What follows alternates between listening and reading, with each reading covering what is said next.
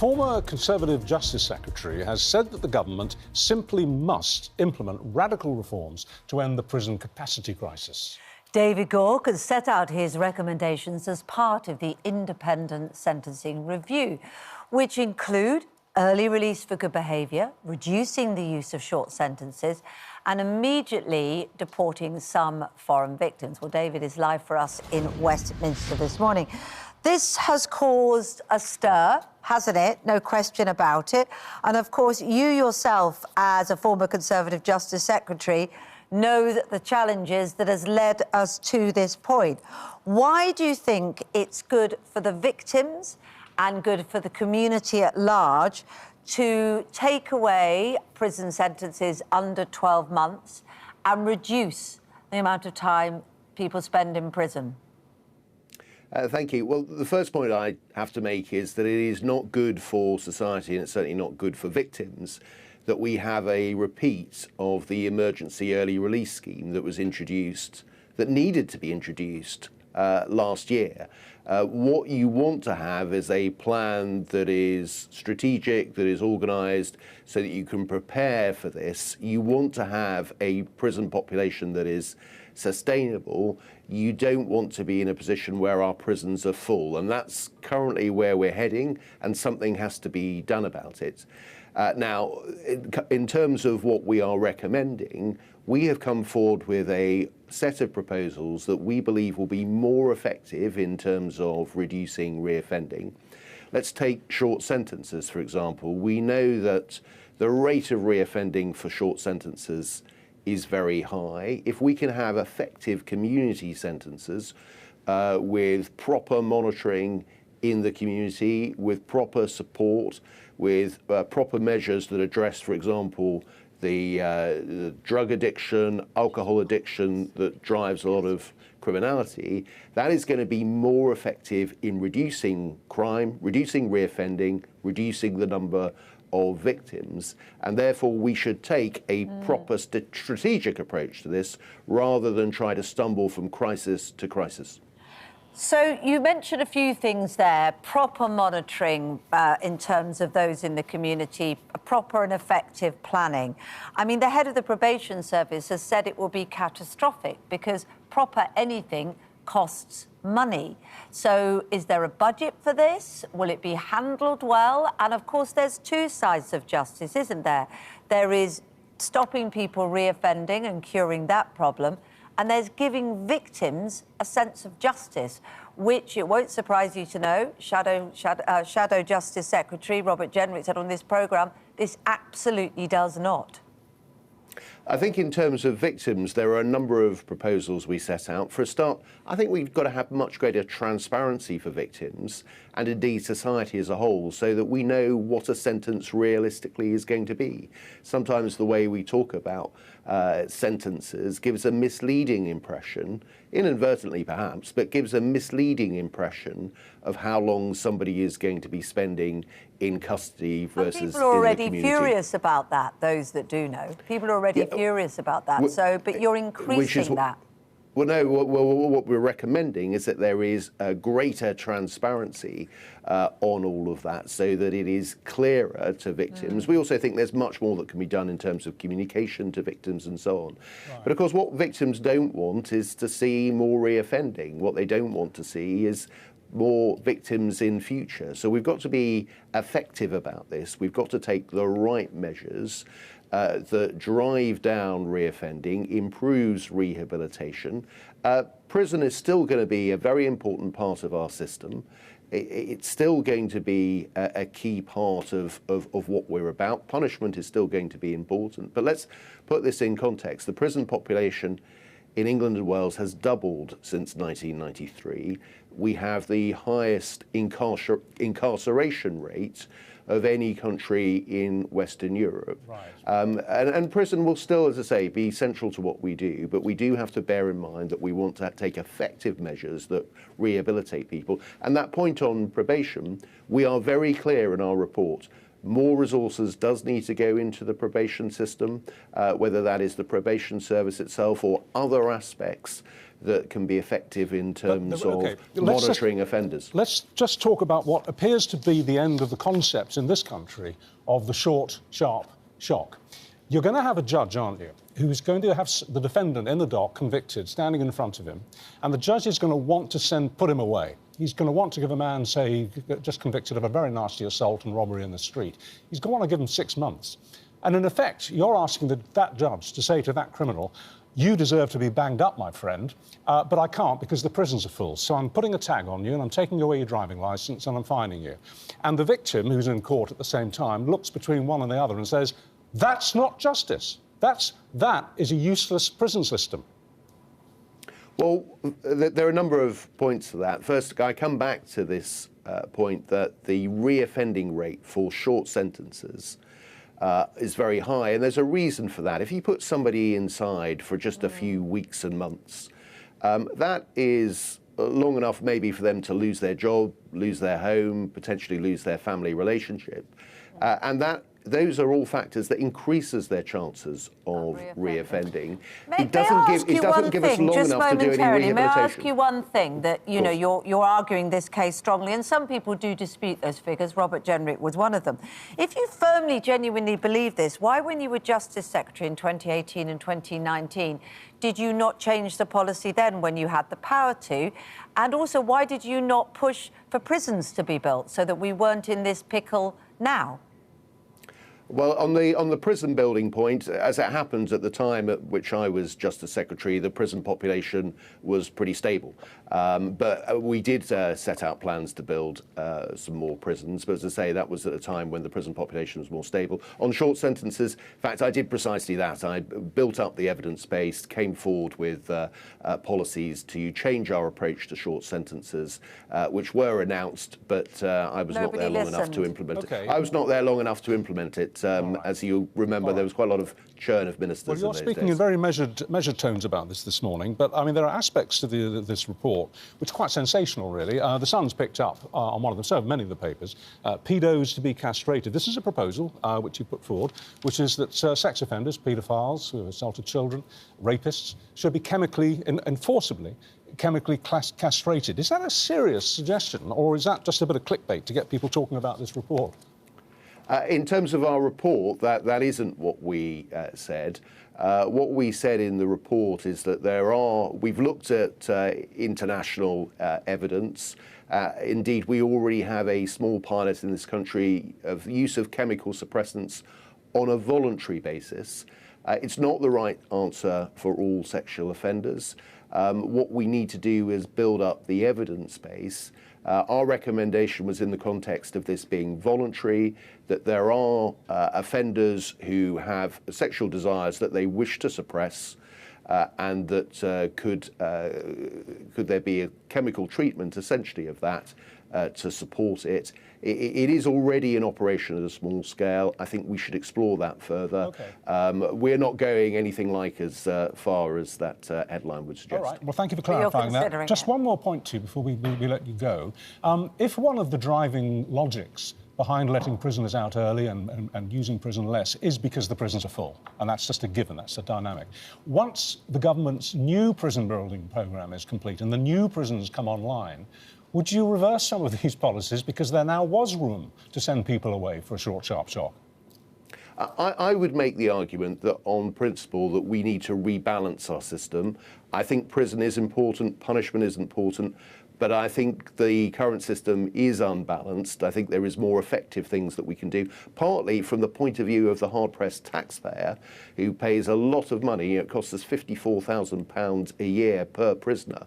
I think there are better ways of spending that money. So my argument would be that we don't need to have a prison population that is the largest in Western Europe. Okay. But even if you don't buy that argument, and some people I know won't, even if you don't buy that argument, necessity means we have to face up to the prison capacity issues and make radical change, and that's what we recommend. Thank you for your time this morning. Thank you for yours. Thank you. So are we looking at the end of what we used to call the short, sharp shock? Jail sentences under 12 months should only be used in exceptional circumstances, and that's according to an independent sentencing review by the government. Other recommendations include early release for good behaviour, immediately deporting foreign convicts, and allowing judges to identify domestic abusers at sentencing, and, as we've been saying, the enforced chemical castration of sex offenders. Is hope the measures would reduce reoffending and an over-reliance on custody to end the prison capacity crisis. But Shadow Justice Secretary Robert Jenrick says plans will insult victims and risk public safety, and he joins us now here in the studio. Morning. Good morning. Very nice to see you both. So you're not just Shadow Justice Secretary, you're a former Conservative Justice Secretary, and these measures... I was never the Justice Secretary. I was a Home Office Minister, but never the Justice Secretary. OK, I did check that before. I apologise that, that I was misinformed. Right, OK, but it is a former Conservative Justice Secretary, isn't it, that has drawn up these plans. So let's have a look at them. He's recommending the government sends fewer people to prison, allow early release for good behaviour, and foreign criminals should be deported more quickly. Whether or not those, if they stood alone, are right or not, the problem is the prisons are overcrowded. Well, I come to this from a very simple principle that if you do a serious crime, you should be properly punished. And I don't think just having a tag is sufficient. I think that that's an insult to victims. Let me stop you there. That is not what the public expects. I think every person would agree with you that if someone does a crime, they should be properly punished. The problem is no prisons were built under the Conservative government. We've got a terrifying overcrowding, well above the recommended rate. We've got a tax on prison officers, and we've got to find a solution for it. This government says they're building prisons. That doesn't happen overnight. So what else can you suggest other than what a former Conservative Justice Secretary is suggesting? Well, I don't think this is actually practical government. I think this is ideological. You've got to remember Keir Starmer, the Prime Minister, appointed a prisons minister who'd said that he wanted to release 2/3 of prisoners. Yeah. What the government could have been doing is getting the 10,500 foreign criminals in our prisons out of prison, out of our country. In fact, the numbers of foreigners in our prisons are rising. Yeah. It could have been tackling the 17,500 people who are in prison awaiting trial but are not yet going through the courts because the courts aren't sitting round the clock. In fact, those numbers are rising. They were 17,000 in December. The Ministry of Justice forecasts that there will be 23,500 by 2028. Instead, the government is reaching for the easy lever, which is releasing prisoners early. And that's going to put the public at risk. That's like giving a get-out-of-jail-free card for prisoners. And I don't think that's the right approach. What the public expect is for there to be proper punishments. I mean, let me give you an example. How would you feel if somebody broke into your home, maybe even wielding a knife? They smashed up your home, they stole your belongings, they terrorised your family. They went to court, they didn't go to prison, and they were back out on the streets in your community, frankly, laughing at you. Well, and all obviously, they I had would was feel a tag. dreadful. Everybody That's not would. the Britain that I want to live in. However, it doesn't solve the problem, does it? So I think what people are looking to the Conservative Party, and all parties, is the problem solving. So what would the Conservatives do, having not built enough prisons, to deal with the crisis of their making? Well, I don't think we did build enough prisons, but neither have any government, neither is this Labour government, frankly. What we did not do, though... yet. They have committed to do it. Well, they've not committed in. to substantially increase the number of prison places at all. What we did was strain every sinew not to release prisoners early, and by and large, we didn't. Instead, we deployed 1,000 rapid deployment cells. These are emergency prison cells. We signed prisoner transfer agreements with foreign countries like Albania. Labour aren't doing any of these things. In fact, they've paused the deployment of new rapid deployment cells. They're not signing new deals with foreign countries. And these problems, as I said earlier, are all getting worse. Do you suspect that some of these proposals are what we might call clickbait? I mean, we see the front page of The Sun this morning. It's picked up on the most sensational of them, that paedophiles should be castrated, rapists should be chemically castrated, we're talking about. I was saying earlier that as a journalist of some long standing, I've heard that proposal so many times. It's not going to happen, is it? That's not going to happen. No. Absolutely not. I do not believe for 1 minute that Keir Starmer is going to announce that. He's just brief that to a newspaper to try and hide the fact that what he's proposing today is deeply unpopular with the public, because this is going to spark a crime wave. This is a licence for terrorists and for criminals, rather, to be out on our streets terrorising communities. And that's wrong. People don't want to see this. People want to see people properly punished. Since when is a tag proper punishment? A plastic tag, for goodness sake. Hang on a minute. Or saying that you can't go to a football You did use tags. You did use tags. And also, there's a lot of evidence being presented. And, you know, and I've got to address this because this is what people have to try and unpick and understand, because we're all very fearful about it. So I think it's important to not just raise fear, but actually deal with it. You know, the Conservative government used tags. The sentencing under 12 months, there's a lot of evidence to show that if people go in for 3 months, the idea of the short, sharp shock, as we were saying, always used to be called, doesn't work. They go into prison, they come out, they re-offend. And what these proposals are looking at is incentivising people in prison to respond to good behaviour, to earn themselves early release. What is wrong with that? Well, if you look at the two central proposals that the government have brought forward here, one is that sentences of 12 months or less are scrapped, largely altogether. Because of that evidence that I just said. Having looked at the evidence yourself, which I'm sure you must have done, think of what those offences actually are. These are burglars, they're thieves, they're domestic abusers, they're thugs who've assaulted somebody, and you're saying they're not going to go to jail now. No, I understand your principle. Everybody understands the principle of 70% of people breach the terms of their I'm so sorry to interrupt you, but we're not addressing the issue, are we? The evidence is there, which I'm sure you've looked at. Why do you not adhere to it is one question. Well, I don't agree with that. 70% of people breach the terms of their tag. I don't think a tag is sufficient. I don't think most people watching this programme would consider a tag to be sufficient. We understand that, but what is the solution? Well, the solution is to get foreign criminals out of our jails, to get the courts working round the clock. Massive so we get investment of money, which we all would like to see. At the moment, the courts aren't even sitting properly. On many days, 40% of our courtrooms in our country are not even operating. And yet you're reaching, it seems to me, the government is reaching for this easy lever of letting criminals out early. And just on the point, the second limb of this proposal today, you're saying that even if you do go to jail, and these are for serious offences, like arson or ABH, for example, you will only serve half of your sentence. People are already raging about the fact that prisoners are being let out early, and yet you're going to reduce that. And if you plead guilty, you might serve as little as 22% of your sentence. I don't think that's justice. I don't think that makes the public safe. I think that's endangering the public.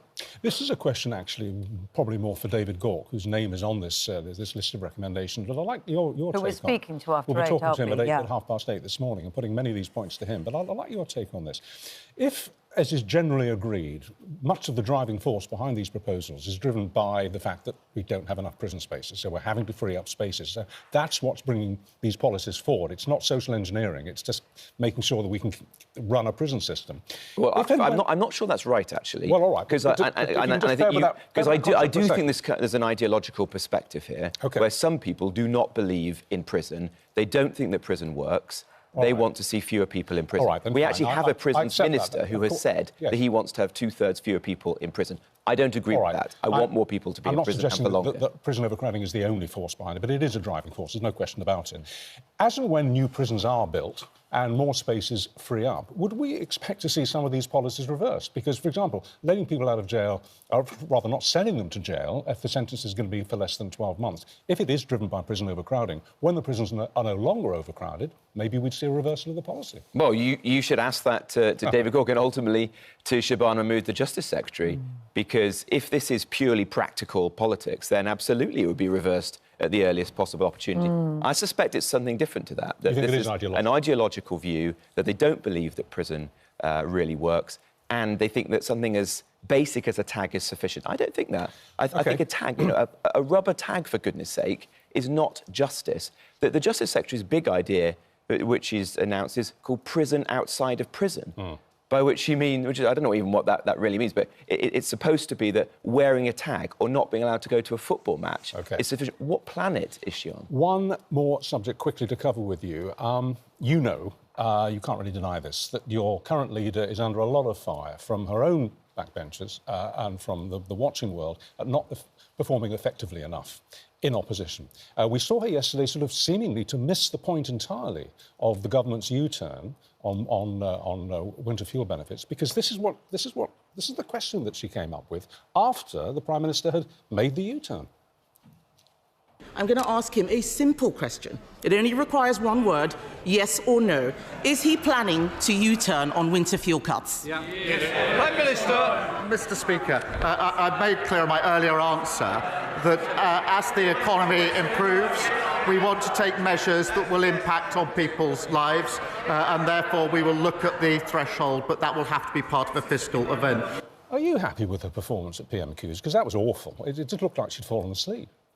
I am. I think she's holding the government. Happy with that. She's holding the government to account. No, come on, you can't be happy with that. No, she is holding the government to account. She's just forced a U-turn from the government. Well, he just hang made on. a U-turn. He announced a U-turn, and then she asked him then if asked he was him going to make a if he was making a U-turn. Kemi Badenoch has been campaigning on the winter fuel issue. I know, just from on that the moment that performance. Rachel Reeves announced it, which I think was a disgraceful decision back then, taking winter fuel allowances away from pensioners. You're changing the subject. People who are on incomes as low as £13,000 a year. You must have been embarrassed by that. Absolutely not. Look, being leader of the opposition is a tough job, particularly so soon after losing our worst ever election defeat. Okay. But she's holding the government to account, and she's just managed to force a U-turn. A lot of people are saying you should take over. There is no vacancy. Kemi, I lost the Conservative leadership contest. Kemi is our leader, and I'm here to support her. You wouldn't run again?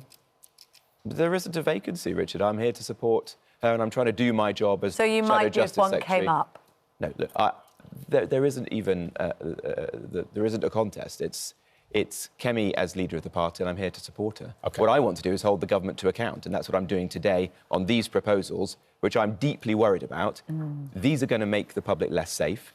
They risk sparking a crime wave, and they're going to allow criminals to roam our streets with impunity. All right. Well, thanks for coming in person. It's always much better to do these interviews face-to-face, isn't it, rather than down the line. Thank you very much. Thank you very much indeed.